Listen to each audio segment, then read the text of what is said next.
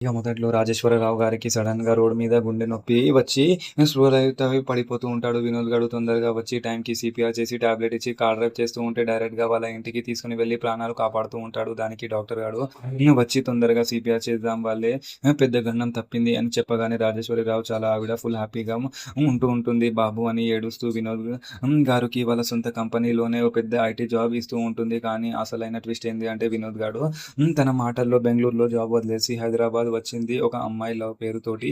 నన్ను గట్టిగా చీట్ చేసింది. ఇప్పుడు తన కోసమే వెతుకుతూ వచ్చా అని చెప్తూ ఉంటాడు. ఆ మాట వినగానే అక్కడే ఉన్న అమ్మాయి శరణ్య ప్యూర్‌గా షాక్‌లో దిగిపోతూ ఉంటుంది. ఎందుకంటే వినోద్ వెతుకుతున్న దొంగ లవర్ తనే అని అది ఏడి కానీ నన్ను చూస్తే పెళ్లి ఆగిపోతుందో అని చాటుగా నుంచొని ఫుల్‌గా భయపడుతూ ఉంటుంది. ఇంకో పక్క అనన్యని ఇంట్లో నుంచి తరిమేసినా గానీ బయటికి ఆనంద భైరవి గురించి మేము ఈ ఇంట్లో బానిసలా బతుకుతున్నాం అని మార్కెట్‌లో రెచ్చిపోయి మాట్లాడుతూ ఉంటుంది అని లీల వచ్చి ఇంట్లో అందరికీ చెప్పి రచ్చరచ్చ చేస్తూ ఉంటుంది. ఫైనల్‌గా శరణ్య ఏమో నేను ఈ ఇంటికి చిన్న కోడలిగా వచ్చి క్యారెక్టర్స్ మొత్తం అనుకుంటే ఈ వినోద్ గాడు వచ్చి నా హిస్టరీ మొత్తం చెరిగి ముక్కలు అయ్యేలా ఉంది అని ఏడుస్తూ ఇంతలో ఆనంద భైరవి వచ్చి పెళ్లి గుట్ట ఎక్కడ భయపడుతుందో అని తొందరగా టాపిక్ డైవర్ట్ చేయడానికి ట్రై చేస్తూ ఉంటుంది. మరి నెక్స్ట్ ఎపిసోడ్‌లో ఏం జరగబోతుందో అనేది చూద్దాం. Thank you.